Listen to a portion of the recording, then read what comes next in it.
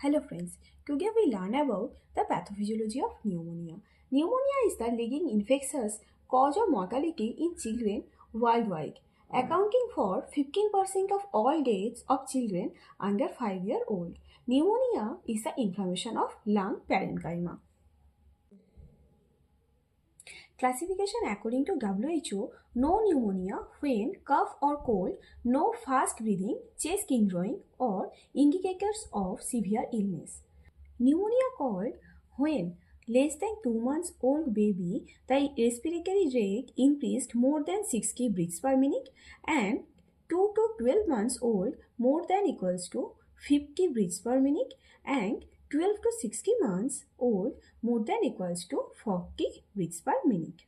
And severe pneumonia, chest kinroing, and very severe pneumonia, cyanosis, severe chest kinroing, and inability to feed. Next, we learn about the pathophysiology of pneumonia. Predisposing factor. The age. Age means under the 5 years of old and more than 60 years of age. And sex. Mainly the male child are more affected in pneumonia. In etiology, the virulent microorganism and Streptococcus pneumoniae. And in precipitating factor, the lifestyle means the sedentary lifestyle and the environment, mainly the congested environment, are more affected.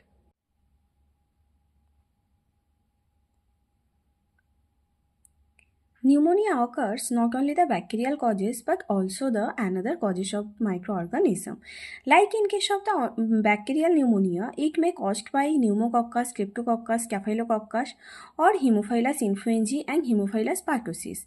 And in case of the viral pneumonia, it is caused by the viruses like the influenza, measles, adenovirus and respiratory syncytial virus. And in case of the fungal pneumonia, it may caused by histoplasmosis and coccidioidomycosis. And in case of the protozoal pneumonia, it causes by the Pneumocystis carini, Toxoplasmosis gondii, and Entomoeba histolytica. First, the microorganism enters the nose through the nasal passage and then passes to the pharynx, larynx and trachea, and then microorganism enters and affects both airway, inflammation of the alveoli and terminal air spaces, and the inflammatory cascade triggers the leakage of plasma and loss of surfactant and result in air loss and consolidation. This consolidation means in pneumonia, consolidation refers to the replacement of air in the alveoli, the tiny air sacs in the lungs, with fluid, pus, blood or other substances. And it occurs within 24 hours. And X-ray shows the abnormal findings. Next, the reactive edema with more proliferation of organism through the breach in pulmonary defense mechanism.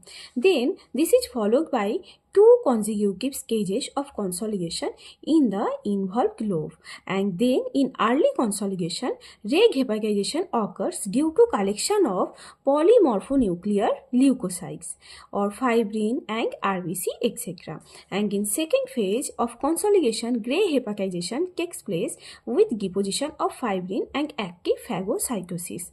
And here first the consolidation occurs in the lungs. Already consolidation discussed that in pneumonia consolidation refers to the replacement of air in the alveoli, mainly the pus, blood or other substance. Next, the reg hepatization occurs. This reg hepatization in lobar pneumonia characterized by the lungs become the congested with RBC and other immune cells as they fight in infections. The lungs becomes red, firm, dry, granular and airless and looks like the liver, and it starts 2 to 3 days and lasting for few days. This is the reg hepatization. Next, the gray hepatization. Gray hepatization occurs at third stage of lobar pneumonia. The lungs appear gray due to fibrinopurulent exudate and breaking down the RBC and presence of hemosiderin, and it starts from 2 to 3 days and lasting 4 to 8 days. And next, the last is the resolution. In case of resolution, the resolution refers to the process where the body recovers from the infections with inflammatory fluids and damaged the cells in the lungs gradually disappearing, and it occurs within 2 to 4 weeks. Already discussed about the gray hypotization phase, and then occurs the resolution phase. During resolution, intra-alveolar debris is ingested and removed by the alveolar macrophages. This cases occurs mainly in lobar pneumonia.